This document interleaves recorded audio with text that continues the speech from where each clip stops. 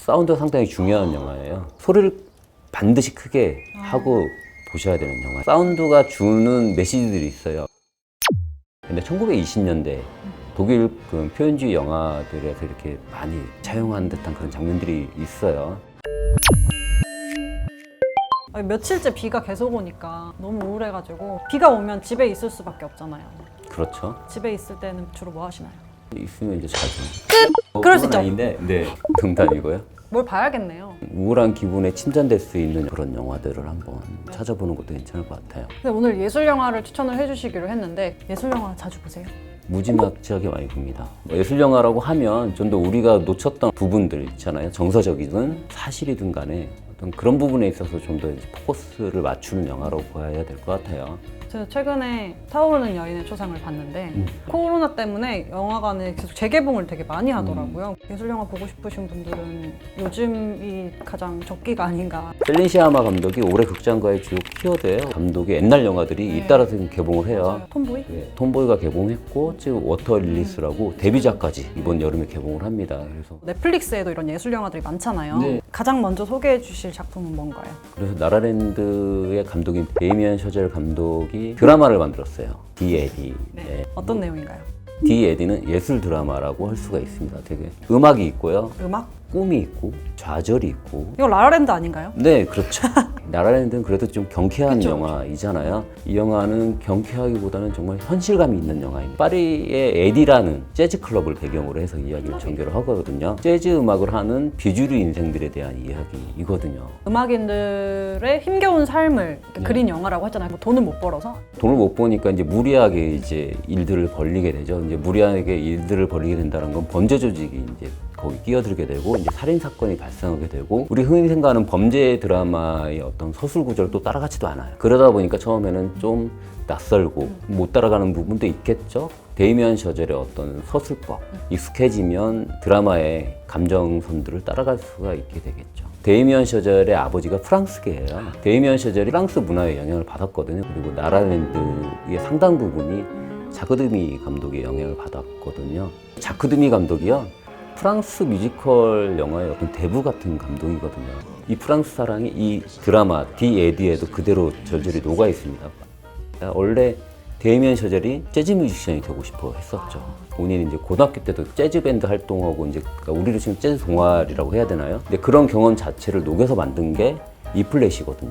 고등학교 때 이제 자기가 한계를 느꼈다고 해요. 이제 한계를 느꼈다고 하지만 재즈에 대한 어떤 사랑, 음악에 대한 사랑은 이제 워낙 강하기 때문에 그런 감정, 어떤 그런 배경들이 디에디라는 그런 드라마에 녹아 있다고 보시면 됩니다. 데이미안 셔젤하고 같이 그 작업을 하는 음악 감독이 하버드대 동창이에요. 기숙사 룸메이트예요. 너무 잘 만났네요. 근데 이제 이 친구가 이제 훨씬 더 음악적 재능이 있고 그렇다 보니까 이제 꽁짝에 맞아서 이제 셔젤이 이제 이런 식으로 만들었으면 좋겠다. 아니면 이쪽에서 이런 식으로 만들면 어떨까 하면서 이제 음악들이 괜찮게 나오는 거겠죠. 좌절이 아니라 약간 극복인 것 같다는 생각이 들어요.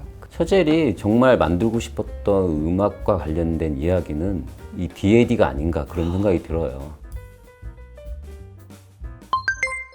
제 다음 영화는 이게 진짜 영화지 라는 평이 있을 정도로 유명한 영화죠. 네. 뭐 이미 보신 분들 많을 거예요. 로마. 예. 알폰소 쿠아론 감독. 쿠아론 감독이 뭐 만든 줄 아시죠? 그래비티. 그다음에 칠드런 오브 맨, 그 이전에 이투맘마, 해리포터 2편도 만들었죠. 내용 설명을 조금 해주실 수 있나요? 1970년대에 멕시코의 수도인 멕시코시티에 로마라는 그 거주구역에 있는 한 가정을 중심으로 해서 이야기가 전개가 됩니다. 그 가정의 내 아이들과 가정부와의 어떤 우정에 관련된 이야기예요. 가정부가 원주민, 그러니까 원래 원주민들이 이제 좀 많이 사는 지역이 있습니다. 그러니까 멕시코 북부 지역에. 근데 그 지역 출신의 원주민들은 이제 자기 땅을 가지고 있는 경우도 드물고 이제 멕시코시티나 이런 데 나와가지고 일자리를 얻는 경우가 상당히 많거든요. 지금도 그렇거든요. 근데 이제 1970년대에도 이제 상당히 그런 경향이 많았죠. 계급적 이야기도 많고 멕시코 사회에 아직까지도 진행 중인 그런 사회 갈등 요소, 계급 갈등 요소, 그다음에 미국과의 관계, 뭐 독재 정권의 모습들 이런 것들이 이제 영화 속에 스며들어 있어요. 근데 여기 음악을 안 썼다면서요? 사운드가 상당히 중요한 영화예요. 소리를 반드시 크게 하고 보셔야 되는 영화. 사운드가 주는 메시지들이 있어요. 그 의미들을 귀로 느끼면서 보시면, 그리고 영화가 주는 어떤 정서적인 느낌 같은 것들을 훨씬 강하게 느낄 수 있을 것 같아요. 여성 캐릭터와 남성 캐릭터를 다루는 방식이 조금 흥미롭다고. 뭐 단순 무식하게 이야기를 하면 남자 나쁜 놈, 미국 나쁜 놈 뭐 이런 식의 약간 표현을 간략하게 할 수가 있어요. 한 줄 요약이네요. 한줄 요약. 네. 여성의 연대가 영화 속에서 이제 강조가 되고요. 여자들의 연대가 있고 아이와 여자의 연대, 그리고 그 사람들이 이제 어떤 유사 가족을 형성할 수 있는 어떤 감정적인 교감, 이런 것들이 영화 속에 녹아 있죠.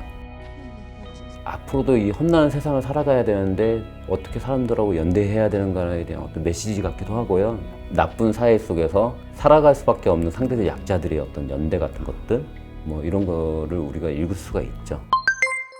넷플릭스에서 네. 뮤직비디오도 만든다고. 네, 대표적인 게 아니마의 뮤직비디오를 만들어서 넷플릭스에서 공개를 했죠. 톰요크 하면은 약간 낯선 분들도 있을 거예요. 근데 그 영국 락 그룹 라디오헤드의 리드이죠. 저도 노래 들으니까 바로 알겠더라고요. 이 뮤직비디오 연출자가 되게 특이한 사람이에요. 폴 토마스 앤더슨 감독. 워낙 만드는 영화마다 다 명작들이어서 최근작이 이제 팬텀 스레드였죠. 데일비 블러드, 베고놀리아. 그 아니마라는 솔로 앨범에 있는 노래들을 이어 붙여가지고 그 노래가 꼭 한 곡처럼 들리기는 하지만 그게 이제 한 곡은 아니거든요.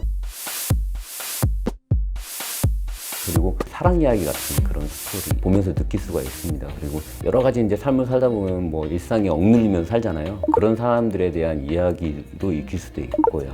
네. 재밌는 게 뭐냐면 지하철에서 만난 두 남녀가 눈이 맞거든요. 그렇게 해서 전개되는 건데 실제로 톰 요크의 파트너예요. 또 뭐 고전 영화 좋아하시는 분들이 보면 근데 1920년대 독일 그 표현주의 영화들에서 이렇게 많이 차용한 듯한 그런 장면들이 있어요. 그래서 이제 대표적으로 메트로폴리스라는 영화가 있는데 그 영화의 어떤 장면들을 연상시키기도 하고요. 네, 그래서 그런 점에서도 또 흥미로워요. 뭐 시각적으로 즐길 것도 많고 청각적으로 즐길 것도 충분하고 그런 뮤직비디오입니다.